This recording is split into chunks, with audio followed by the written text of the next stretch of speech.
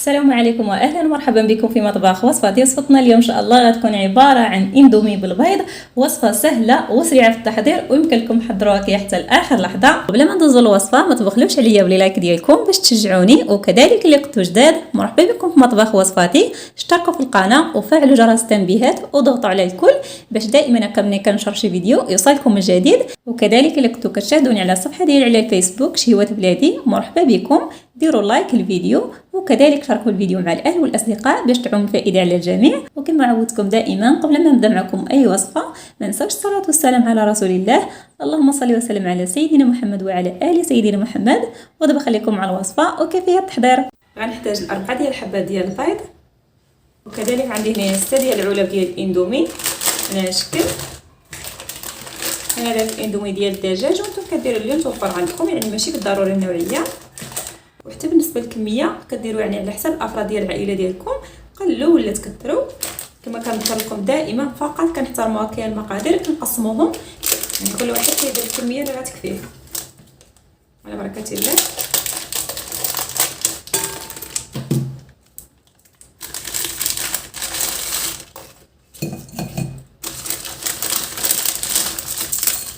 وهاد التوابل حتى هما غنديرهم بوحدهم في الثلاثه. بالنسبه لهذه الطريقه فهي كتجي مختلفه تماما على الاندومي اللي كنتناولوها دائما، وكذلك في المذاق كتجي رائعه. وغير كنتناولوها فيها الاشياء اللي كيكونوا مختلفين، يعني ماشي ضروري الانسان دائما يحضر الوصفه كما هي.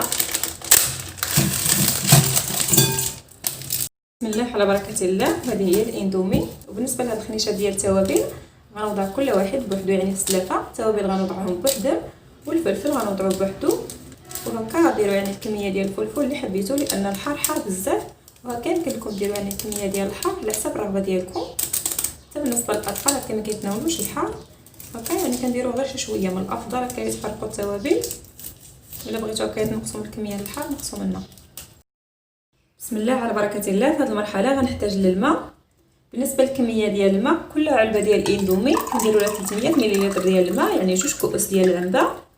وبالنسبه يعني كيفاش كنطيبوها يعني كتكون مكتوبه في العلبه، فقط انا كنبغي هكا نشرح للناس اللي ما عارفينش. كما ذكرت لكم كل علبه كنديروا لها 2 ديال الكؤوس، يعني 300 ملل.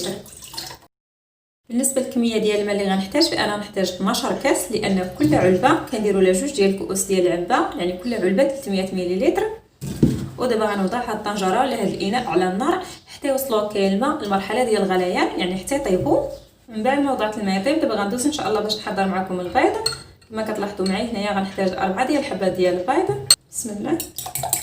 وهادو هما التوابل اللي حيدناهم من الاندومي، غنوضع هكا واحد الكميه. وكذلك بالنسبه للحار انا حيدتو هنايا في زليفه بوحدو باش هكا نتحكموا في القياس. الا حبيتو هكا ما ديروش الكميه ديال الحار كامله. بسم الله على بركه الله. وفي مقلاه خليته حتى يسخن غنوضع فيه هكا شويه ديال الزبده، تقريبا هكا 4 معالق صغيره. في هذه المرحله الا ما كنتوش كتوفروا على الزبده ديروا شويه ديال زيت نباتي، يعني ما ديروش هكايا زيت ديال الزيتون، لان الزيت ديال الزيتون ما تخليش هكايا النكهه ديال الاندومي. حنا بغينا نحافظوا على ديك النكهه ديال التوابل ديال الاندومي، لهذا ديروا غير شويه ديال الزبده ولا الزيت نباتي على بركه الله. بالنسبه لهذا البيض خصنا نحركوه مزيان ونخليو هاد الزبده حتى تسخن، وغنوضع غير نصف الكميه.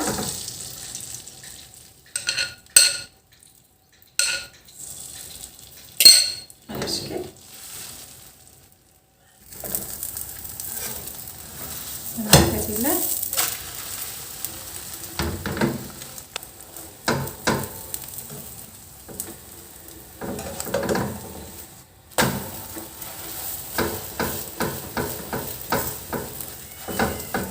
على بركه الله. نوضعوا فيها شي تفصيل وننظفوا المقلاه ديالنا، وكنوضعوا ثاني شويه ديال الزبده بنفس الطريقه. وهنايا غنوضع الكميه ديال الخل.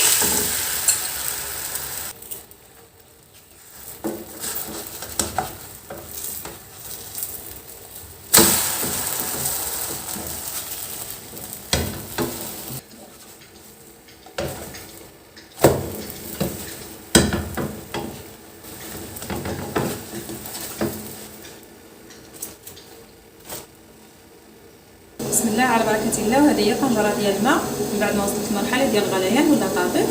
وكذلك عندي هنايا هاد الاندومي دابا مباشره غنزلها في الماء.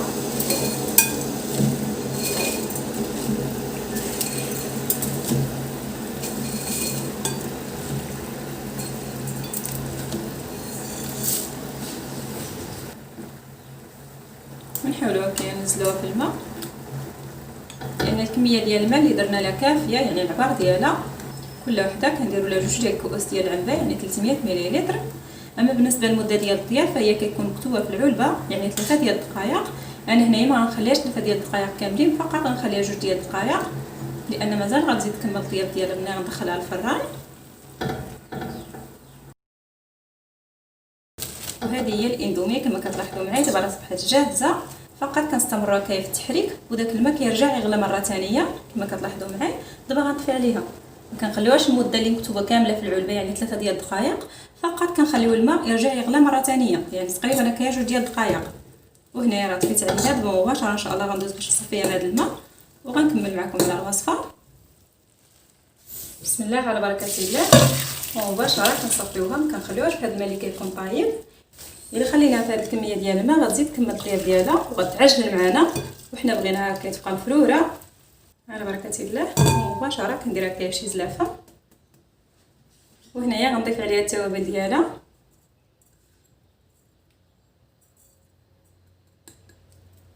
على بركه الله ونحرك. اما بالنسبه للحر فهو كيبقى على حسب الذوق، الا بغيتو هكا ديروه كامل ولا ما ديروش كامل. انا غندير الكميه كامله وانتم كيبقى يعني على حسب الرغبه ديالكم، لان هذا الحر راه حار، ولا بغيتو هكا على حساب الدراري ما تكثروش منه ما تكثروش. هادو هما البيض اللي حضرت معكم من قبل. نجيب هكا واحد المقص نقطعهم بحال هكا. بسم الله على بركه الله. وعندي هنايا القالب اللي غندخلو الفران، وكذلك بالنسبه للبيض قطعتهم طريفات هكايا صغار. وهذه هي الاندومي اللي حضرت معكم من قبل.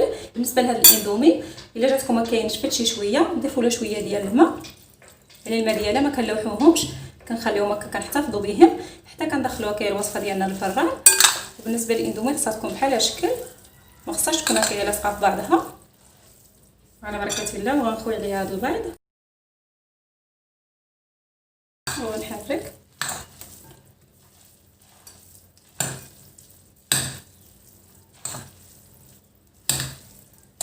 بسم الله على بركه الله. بالنسبه للقالب اللي وريتكم في الاول فانا جاي شويه صغير ما غيكفينيش لان الكميه كثيره، نديرها في هذا القالب الكبير، وانتم يعني كديروا على حسب الكميه اللي حبيتو.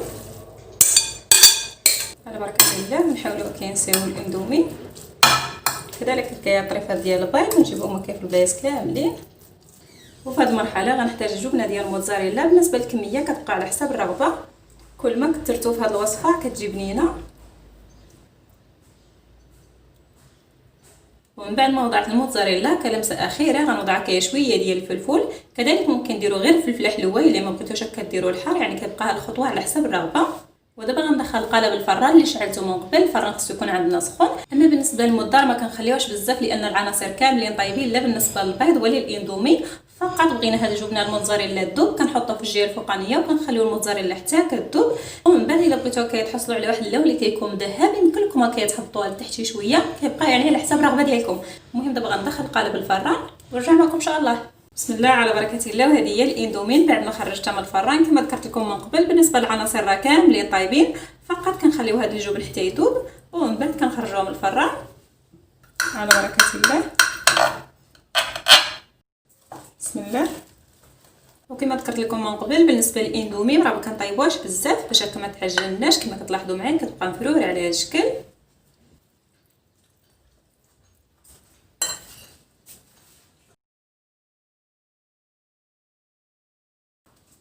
بسم الله. كما كتلاحظوا معايا كتجي على هذا الشكل. وهذه احبائي كانت وصفتنا اليوم ولا فكرتنا اليوم الاندومي بالبيض. كيجي المذاق ديالها رائع وفعلا كتستحق التجربه، كتجي مختلفه تماما على الاندومي اللي كنحضروا دائما. ننصحكم جربوها لانها فعلا كتستاهل التجربه. وحتى بالنسبه لهاد الطريفات ديال البيض فهما كيجيو منكهين بداك التوابل ديال الاندومي، كيجيو بنان على هذا الشكل. بسم الله. نتمنى ان شاء الله تنال اعجابكم الوصفه ديال اليوم وتحضروها لوليداتكم، والا حضرتوها تاكلوها نتوما وياهم بالصحه والراحه. دابا بقى لي الا نودعكم. اذا عجبتكم الوصفه كما العاده ما نساوش تدعمونا بلي لايك ديالكم، كذلك تخليونا تعليق اسفل الفيديو لان التعليق ديالكم مهم بزاف، كتحفزنا باش هكا دائما نبحثوا على جديد، وارائكم ايضا فهي كتهمنا. نتلاقاو ان شاء الله في فيديو اخر وصفه ثانيه. مع السلامه.